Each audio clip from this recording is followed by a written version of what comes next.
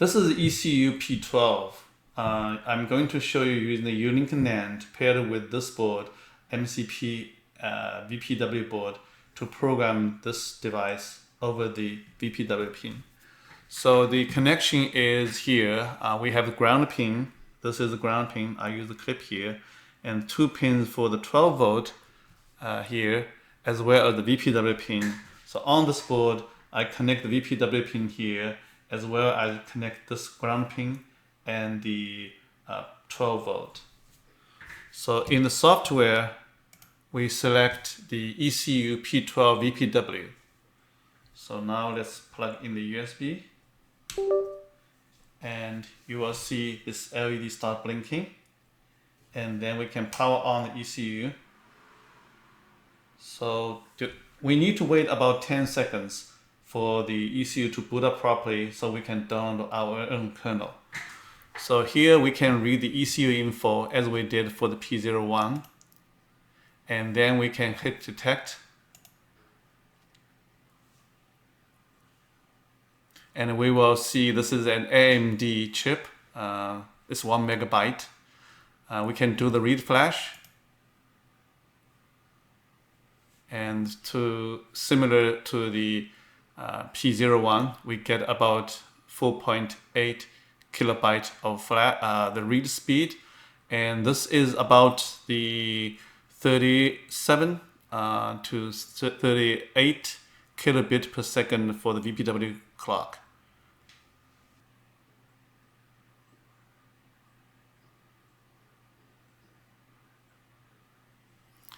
Okay, read finished. Let's save it. And it will take about 3 minutes and 38 seconds. Let's do the programming. So supposedly we load this file, and then we can write to the flash. If you are not confident, you can do the verify first before you move on. So this time we want to program, and it will start erasing.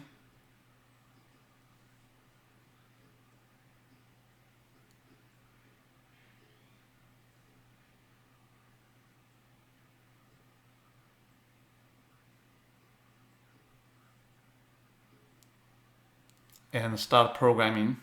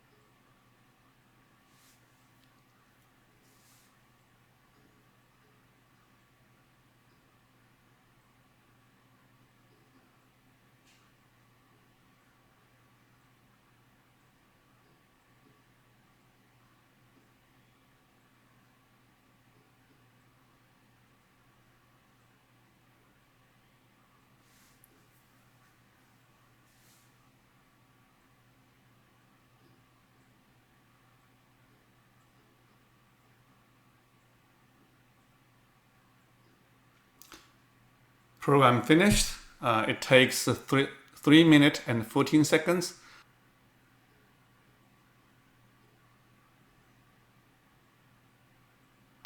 Okay, we have successfully programmed this device. This verification takes the same speed time as the read. So now I'm going to power off the ECU, and I'm going to read and write the slave. So let's go to the configuration and type in P12. And here's target called VPW slave. And now let's power on.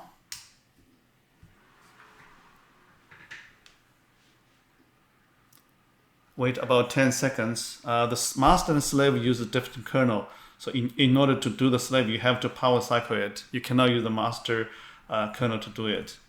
So let's read the ECU info, which will be the same. And now let's do the detect.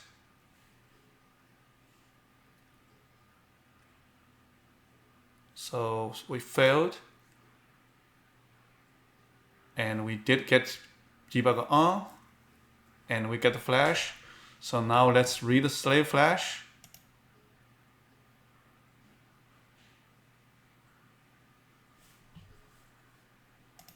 Something did not go quite well. So let's power cycle again. Power cycle. I think I didn't wait long enough. Okay, I think I got it. So when we hit the detect, we need to wait about 15 seconds to get to the debugger on, and I didn't wait long enough. So let's go here. Okay, 1, 2, 3, 4, 5, 6, and let's detect and wait about 15 seconds to see if we get to the debugger on. We did. So now we can read the slave flash.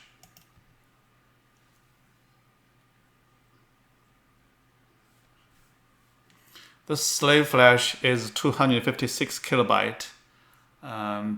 It should be a little bit slower than the master read because the master is talking to the slave and grab the data and send back to the VPW.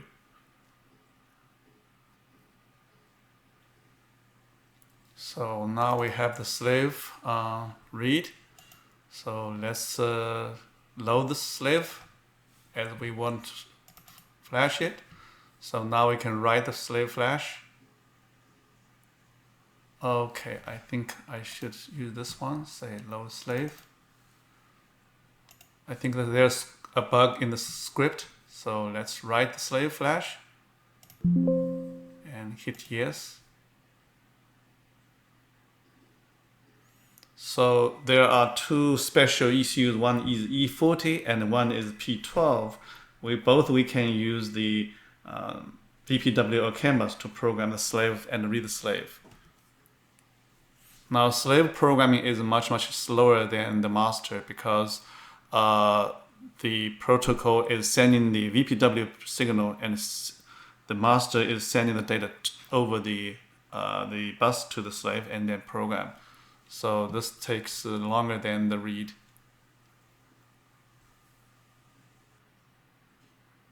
Okay, we have successfully programmed the P12 master and slave both with the VPW pins. We do not need to open it to do the VDM, and this is much easier for a lot of people.